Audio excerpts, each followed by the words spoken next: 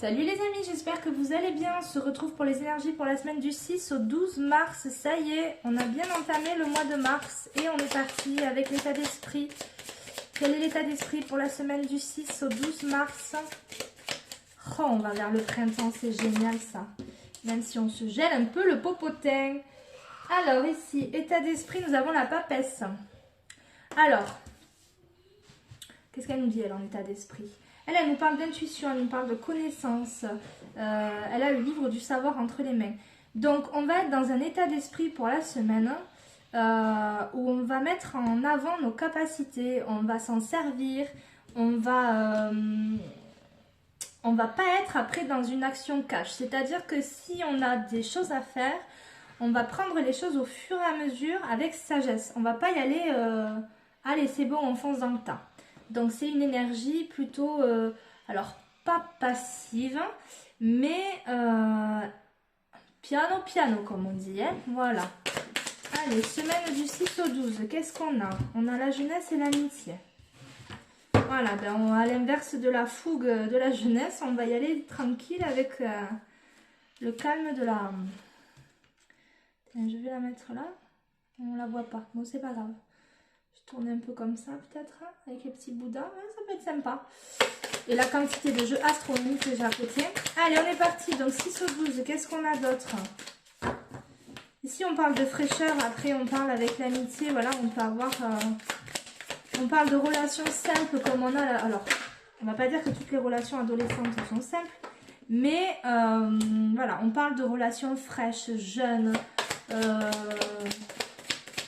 pas les amitiés matures qu'on a, on a la réussite. S'il y avait une rupture en amitié, s'il y avait une fin de situation, on a la réussite dessus. Ok, qu'est-ce qu'on a d'autre? Il y a le travail.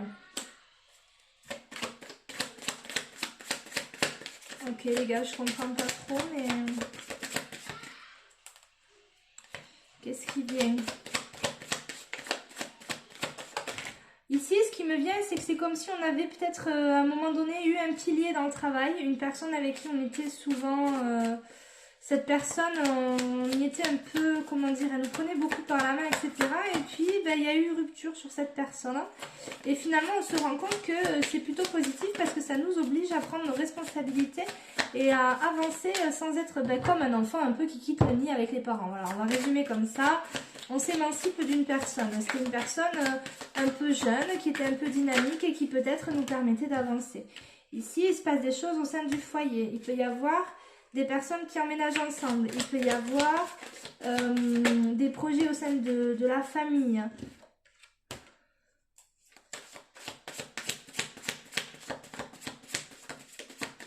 Allez, vous avez autre chose à dire les gars parce que là... Hop. Ok. Peut-être que c'est pour ça qu'on a la papesse. Il va falloir prendre les choses avec sagesse.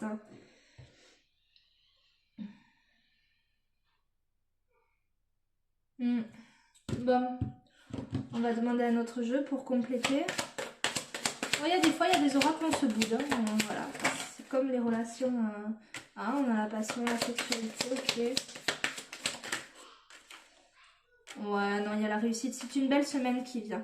Il peut y avoir des fins de situation pour certains, mais on nous dit ici, quoi qu'il arrive, il y a la réussite à la clé. Par contre, on peut aussi... Ah non, on peut aussi mettre fin à des vieux schémas répétitifs. Et justement, c'est pour ça qu'on a la sexualité, la réussite et la naissance. C'est-à-dire que du coup, en clôturant ces schémas négatifs, on part sur de nouvelles bases et on peut remettre les choses... voilà, on peut... mettre en place de nouveaux projets. Les choses ont été mises à plat, on a coupé les vieilles habitudes, voilà. Peut-être que ça retardait.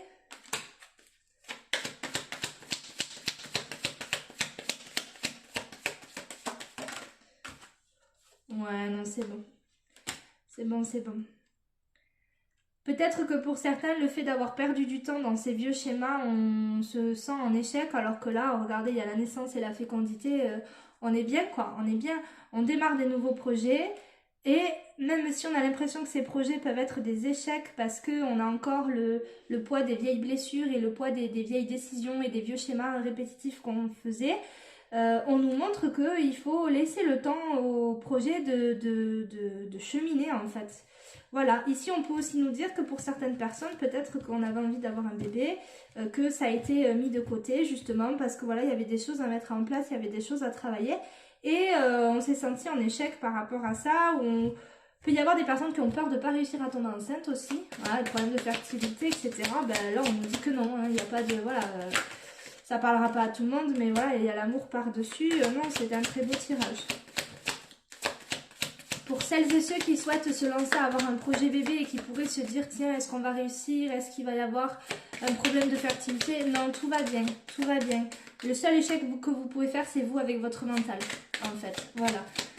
Et tout aura été fait avant, tout aura été travaillé pour que justement, après pour certains, ça peut aussi être une renaissance parce que justement, on a coupé avec certains liens toxiques, on a coupé avec certaines situations, certaines personnes. Donc, on se reconnecte à notre désir, à nos envies, pardon.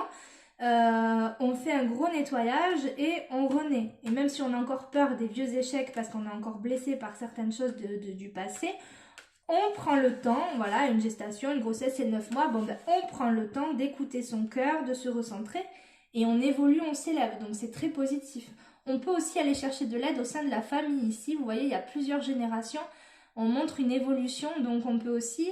voilà, il y avait la vieillesse et la jeunesse dans l'autre tirage. Bon, ben, peut-être que justement, là, pour le coup, on peut vous dire que dans votre famille, dans les générations précédentes, vous pouvez trouver des réponses, même si c'était pas... Voilà, faut pas prendre les choses comme une fatalité. Il y a des choses, effectivement, vous ne pouvez pas maîtriser. Vous n'avez pas le choix, ça arrive, c'est comme ça, il faut le vivre et l'accepter. Et il y a d'autres choses sur lesquelles vous avez le contrôle. Donc, il ne faut pas prendre vos échecs comme une fatalité en vous disant bah, de toute façon si dans le passé ça n'a pas marché et que vous venez de nettoyer vos vieux schémas mais que voilà c'est encore frais dans votre tête et qu'on a toujours ce truc de se dire mince j'ai travaillé sur moi mais est-ce que vraiment ça va fonctionner, est-ce que ça va pas faire comme à chaque fois quand j'ai cru que je m'étais libérée etc. Bah là on vous dit non en fait parce que si vous pensez vraiment avoir bien travaillé bah, vous allez être open pour ce qu'on vous donnera dans votre vie donc non. Donc là, on y va quoi. On y va, mais on n'oublie pas d'y aller avec la sagesse de la papesse, avec les expériences du passé justement, etc. On a encore la clairvoyance, vous voyez. Donc on prend le temps d'écouter son intuition et son cœur. Donc, ben, c'est cool. C'est cool, c'est cool. Hein. On va aller voir peut-être si on a un... Ah non, je vais faire avec le violet. Parce que justement creuser cette histoire de harmonie. Là on parle de 3 mois, voyez-vous, on nous sort la carte de l'harmonie. Si vous mettez un petit peu de temps à vous... comment dire? Si vous mettez un peu de temps avant de réussir à complètement épouser votre nouvelle personnalité, là on vous parle de 3 mois. Prenez ces 3 mois, voilà, repensez à la gestation de la grossesse. Gardez une harmonie aussi entre le ciel et la terre. Attention de ne pas vous manger. Vous allez finir par vous fatiguer et par vous choper des cochonneries. Un rhume, un mal de dos. Voilà, n'oubliez pas, regardez quelles sont les significations des maladies quelles sont les significations spirituelles des maladies. Un rhume, une rhino, une gastro, envie de vomir, une fièvre, une tendinite. Regardez-le, ça peut vous donner des indications. On fait attention à son entourage également aussi, parce que quand on commence à se libérer de certaines choses, ben les personnes qui avaient de l'emprise sur nous, elles n'aiment pas trop ça. Estime de soi. Peut-être que, voilà, ici, vous voyez, quand on a malveillance et estime de soi, ici on pouvait avoir des personnes qui étaient peut-être avec un entourage, alors pas tout l'entourage, mais un entourage toxique. J'entends pervers narcissique, j'entends, voilà, contrôle psychologique. Et du coup, ben voilà, le fait de se détacher de tout ça, quand on a la carte de l'échec ici, on ne se dit pas qu'on n'arrivera pas à se séparer des personnes. Si vous le voulez, vous pouvez. Ne restez pas en échec, ne vous sentez pas en échec. Et reprenez confiance en vous, justement. Et la période de fécondité, pour certains, ça va être une période de guérison. Donc, on prend le temps.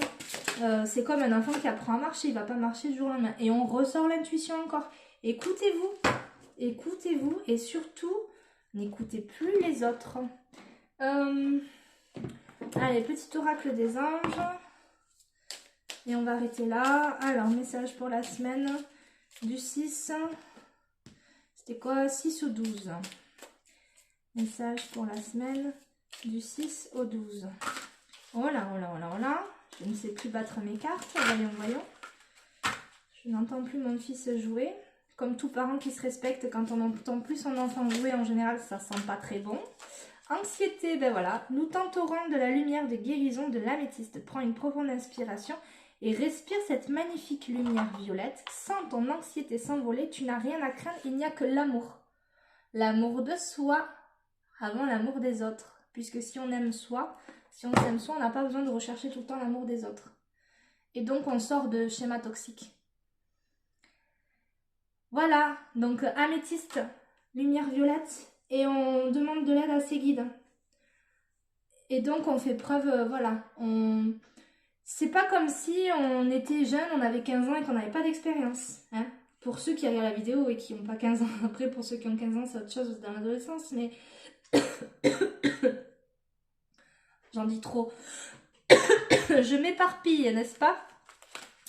Bon, enfin voilà, vous avez compris le message. Si jamais, ben, vous savez où me joindre. Et puis, on se retrouvera pour les énergies quotidiennes. Allez, bonne semaine, bye bye.